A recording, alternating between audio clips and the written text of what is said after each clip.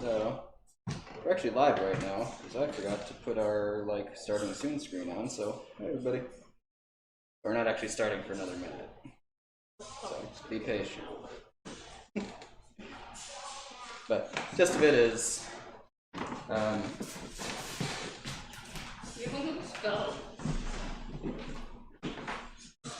shouldn't need to move the camera a whole lot unless I'm going to move it around. Doesn't really happen in a ton.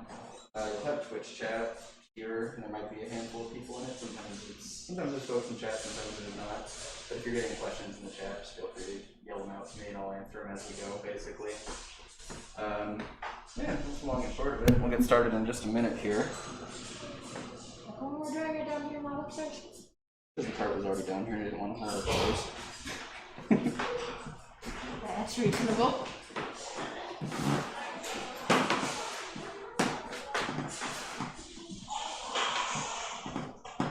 One second.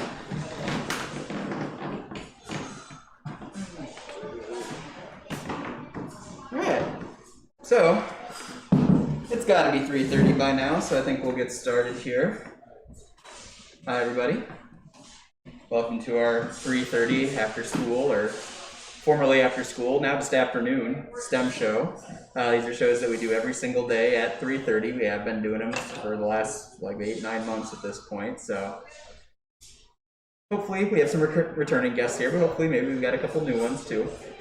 Before I get started, I just want to give a shout out to the Beltrami County Electrical Co-op and their Roundup program. They've, for the last couple months, been underwriting these shows with, like I said, their Roundup program. And basically the way that program works is every month when you get your electrical bill, you can opt to round up to the next dollar, and then they use that money to fund nonprofits and other kind of programs around the Beltrami County area, and we've been a beneficiary of that, like I said, for the last few months here. So big shout out to the Beltrami Electric Co-op. And also, just before we get started here, just to let everyone know what our schedule is here at the Headwaters Science Center. We changed it recently-ish. It's been probably a month now, but keep reiterating it so folks remember, is that we are now actually open 7 days a week. We were only open 4 days a week for a while there, but we are open 7 days a week now. And so Monday through Saturday we are open 9:30 to 5, and then Sundays we are open 1 to 5. So come back for lunch on Sundays. Also, I'm just going to note that I am fully vaccinated, so once I actually get started here, I'm going to take off my mask. I also don't really have anybody in the room with me at the moment, so very social distanced at the moment. And what we're going to be talking about today are spiders, particularly our tarantulas. Actually, entertain them for 1 minute. I'll be right back.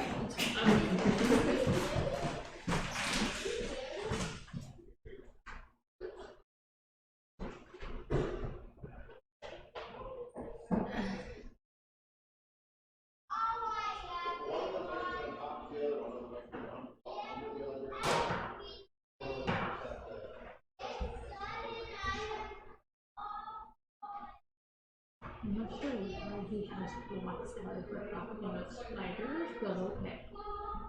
I'm pretty sure we figured that out together.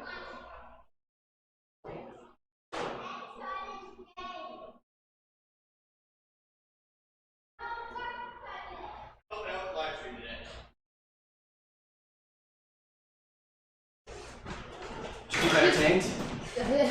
Just take the whole enclosure. Yeah, why not? So, said spiders, specifically tarantulas. And we have two tarantulas that live here at the Headwaters Science Center.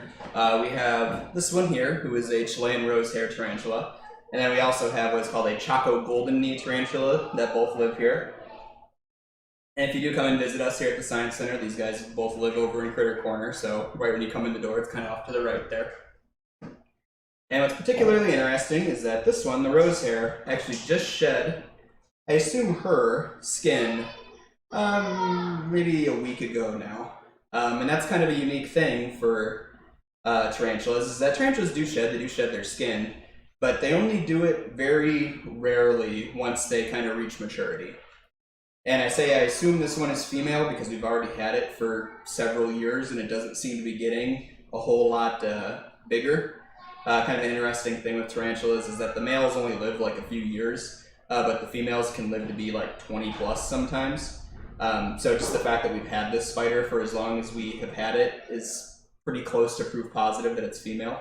And same goes for the golden knee as well.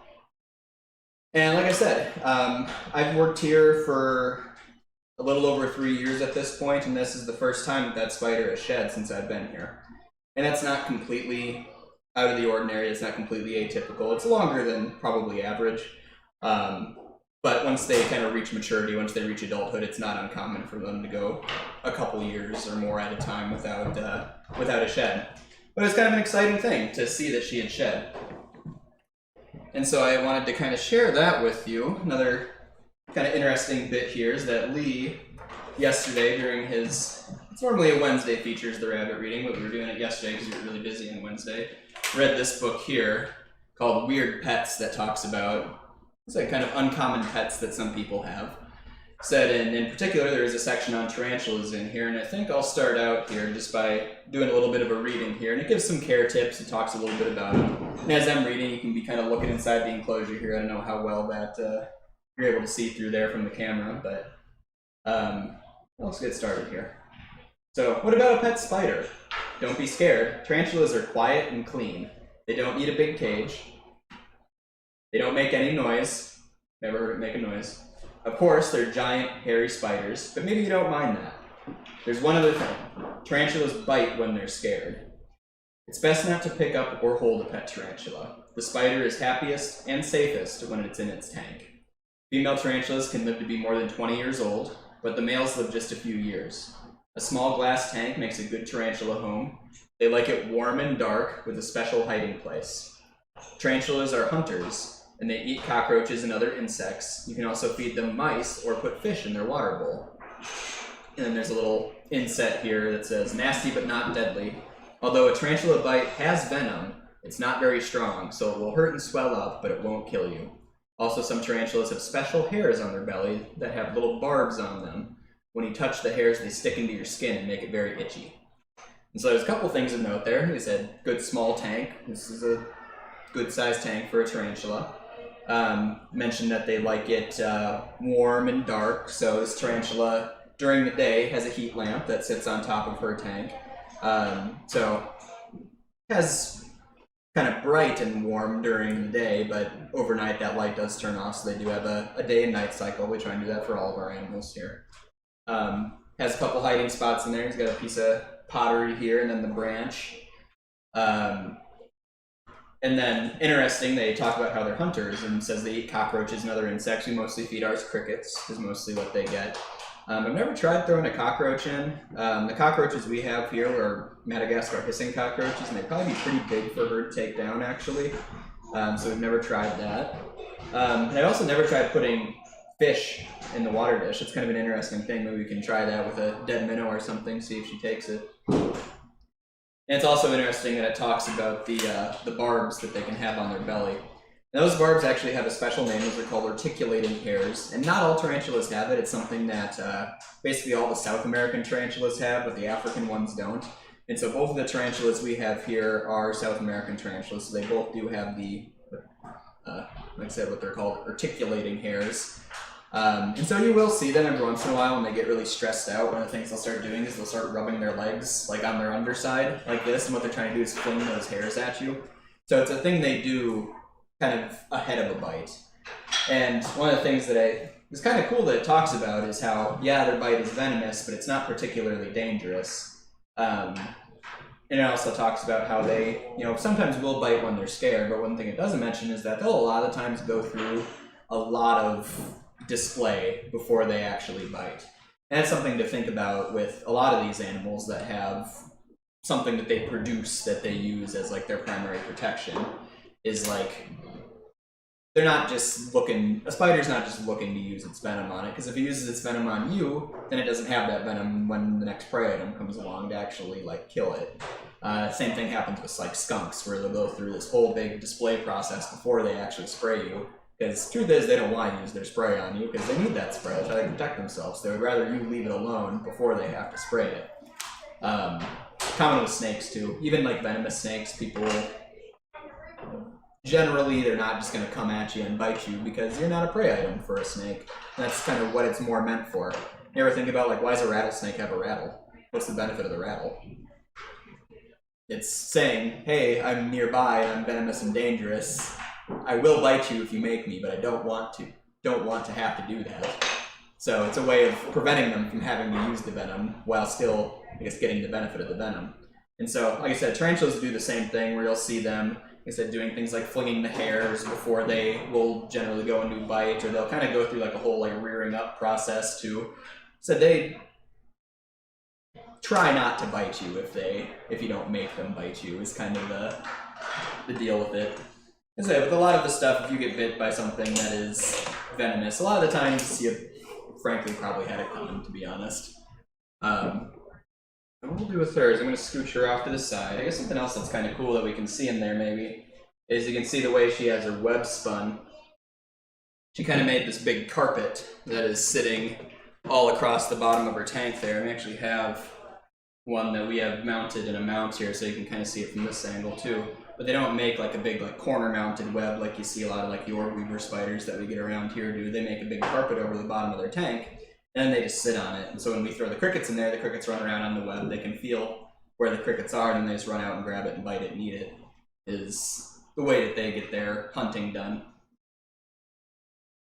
And we recently-ish cleaned out these tanks, so they've both been kind of working on getting their webs rebuilt. They really don't like when we clean their tanks. We don't do it very often because they very, very much hate it. We got to do it every once in a while. Every once in a while, we'll start getting like basically the thing that makes me do a cleaning in here is when I start noticing that there's mold growing in the substrate, and then I'll clean it out and replace it. Like I said, the spiders hate it. They like a really dry enclosure, so like the moisture that comes along with the tank cleaning, they really don't like. It also generally is going to involve destroying their web, so then they got to remake their whole web. So I try not to clean them very much if I can help it.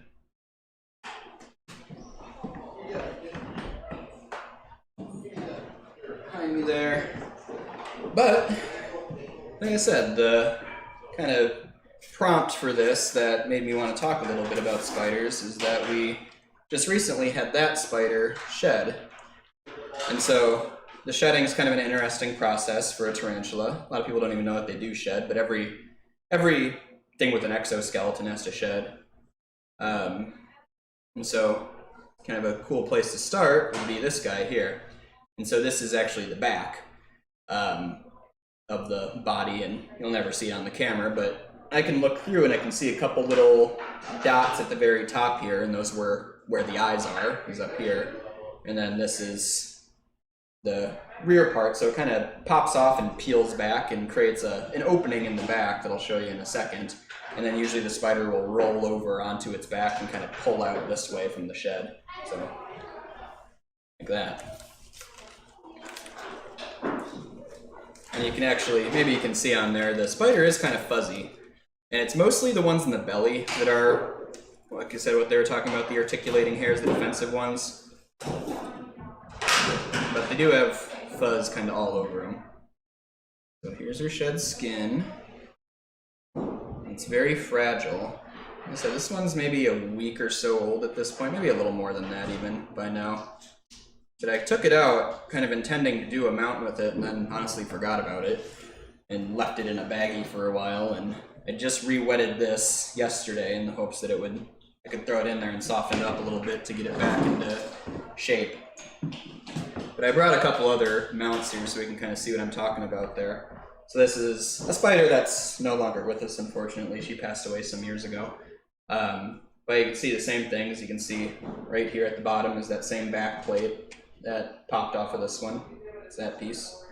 And then you can even see, inside where you're seeing some of the structure in there where there's little holes for each of the legs and then the pedipalps to go into as well. But basically what I'm going to do is I'm going to try and make something like this, except with the rose hair, because I don't think we actually have a mount from her yet. Like I said, I might have missed the boat on it by letting it get as old as it has before I started doing this. And what I'm going to be using here, I was thinking I might use some of these Kiva planks to actually kind of pose it a little bit. So you've got just a block of foam here, and I was going to try and, like I said, put the legs up or put it in some sort of position. But I think what I'll maybe do is just kind of spread the legs out. Then I'm going to use these entomology pins. So they're pins that are specifically made for mounting insects, basically. So if you're someone who wants to have like a butterfly collection or something like that, you'd use pins like these on, so just a block of foam like this. And so I'm going to try and spread the legs apart here. Kind of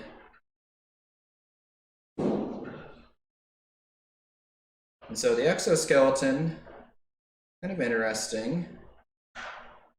It's made of a material called chitin. It's the same stuff that, like, an insect exoskeleton is made out of, or something like a lobster or something like that is also a chitin shell, a crab. It's very similar, like, functionally to how we would use keratin, so things like our fingernails, even like our hair is keratin too. But arthropods don't make keratin, they make chitin, like I said, that kind of fills the same role.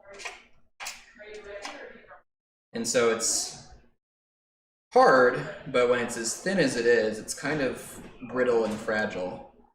I'm using really sharp, really narrow pins, basically. So I'm punching a hole through the ends of the feet here.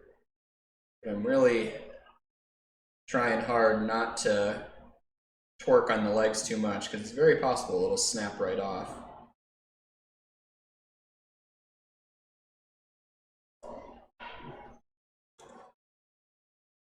There's the two back legs down.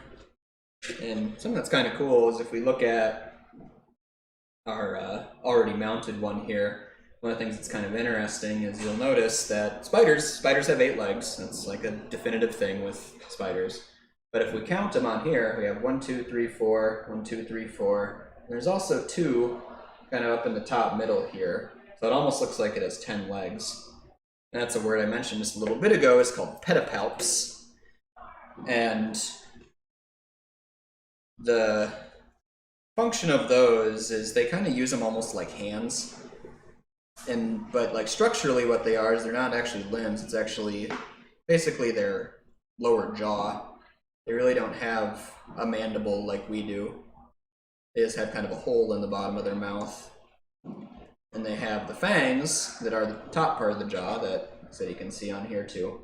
And then they have these pedipalps that come up from underneath that are, structurally, like I said, very similar to what our mandible would be, but kind of wraps up and around. And they kind of use them almost like hands to grab onto stuff and hold it in place while they bite it, and then eventually move it up to their mouth.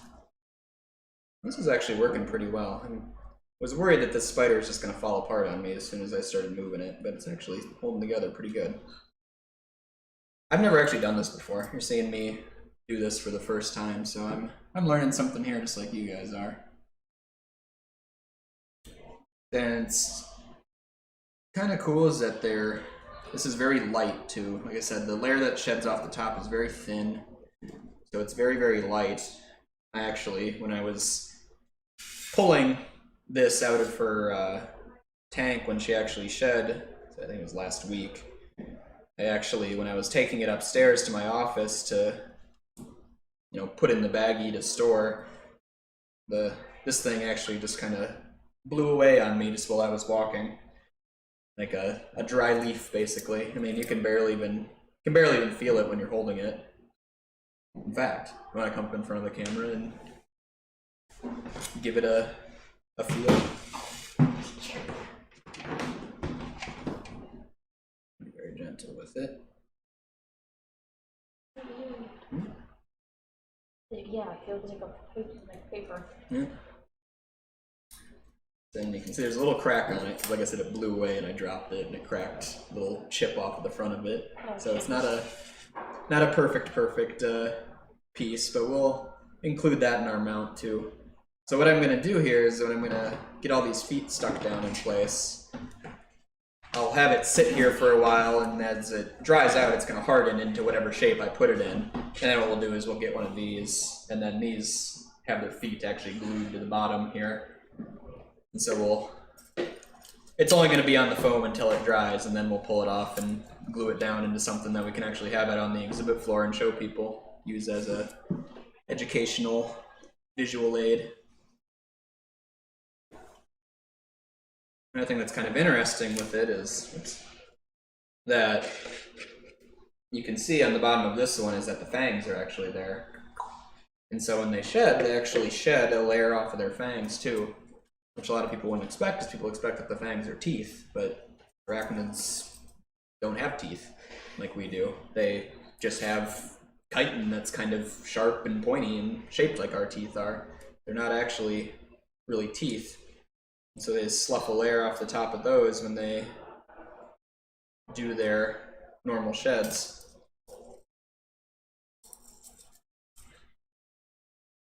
I think is kind of interesting. Oops. I like fully missed with one of my pins here. Just stuck it in next to the foot without actually putting it through. Well, I wish you didn't broke the foot.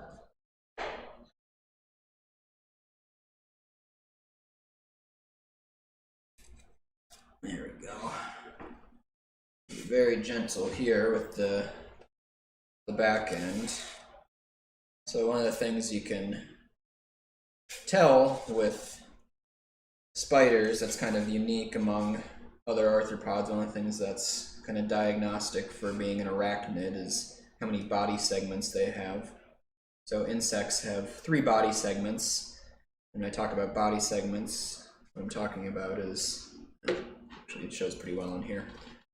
We have this part here, kind of the round part that all the legs are coming off of, would count as 1 segment. And then we have the dangly bit off the back here that I'm about to pin down would be the 2nd segment.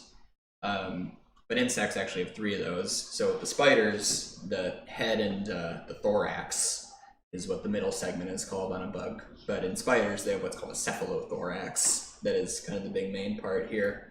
So it's one of the ways you can tell an arachnid from an insect is by not only counting the legs, but also counting the body segments. And then the back part is called the abdomen. And something that is on the abdomen that we can see pretty well on this one are, you'll see these 2 little doodads that poke off the back here, and those are called the spinnerets. And so the spinnerets are what they use to pull the web out when they're laying web. So these 2 things move kind of independently. The web gets produced in the abdomen here. And then when they're laying their web, these 2 will kind of just very slowly just kind of yank it out the back, and they'll kind of walk around and lay their carpet down. So she was working on a web like right up before she shed, actually, when she was, they said, making her new web in there after we cleaned her tank. It's kind of cool to watch is that sometimes you will see them in there working on a web. It's not often that it happens, but every once in a great while you'll go in there and see them working. And then I think we'll pin this down here too, just to keep it with the back piece, but just make sure we don't lose it. I think we're gonna call that a wrap on our pinning there. So got maybe 12, 14 pins there to get 1 spider down. And of course we can reuse those pins because the pins aren't a part of it when we actually mount it in these things. Just glue holding the parts down. That's kind of cool, and it's something that, like I said, I had never done before. It looks like I, at least as far as this has gone, accomplished it pretty successfully. So if you're somebody who is interested in maybe keeping a spider, or maybe you already have a spider and haven't thought about the idea of potentially doing mounting like this, like I said, it seems like it's pretty easy. Just a block of foam that came with a Amazon package that we got however long ago. I just pulled it up from the basement. Handful of pins, and like I said, we have special entomology pins here, but you could get away with doing this with just a bunch of sewing needles if you wanted to, probably. And then, you know, for a lot of people, maybe this would be the extent of it, is you would, you know, put this in something and have that be the mount. But like I said, for us, we're going to go that extra step because one of the things that's really handy to show for us is that bottom part of the spider. So we want to have it on something transparent. So like I said, we'll leave it on the on the foam until it dries, and then we'll transfer it over to something a little bit more like this. I didn't even use my Kiva planks. Like I said, I brought these with me because sometimes we could maybe do some like posing with it if we really wanted to, but like I said, it's my first time doing this, so I'm not getting too ambitious with it. But thank you all for watching. Once again, shout outs to the Beltrami County Electric Co-op. Also, shout outs to Harmony Co-op as well. We don't shout them out all the time, but I like to whenever we're doing anything with our animals because they provide us with a lot of the food that our animals eat comes from the Harmony Co-op. And they've been a big supporter of us for a really long time, so like I said, shout outs to them as well. Again, open hours, we're open 9:30 to 5, Monday through Saturday, and then 1 to 5 on Sundays. And tomorrow's show, honestly, I'm not 100% sure what it's going to be. I think I'm on the schedule for it again. It'll either be me or Ridley, some combination thereof. But I've got to do some planning for that, so whatever happens tomorrow, it'll, as of right now, be a surprise. But hopefully I'll see you then if you want to tune back in tomorrow. And like I said, we do these every day, so keep tuning in at 3:30. If you don't like what I'm doing, tune in a different day and somebody else will be doing something. Got lots of variety content here. But see ya.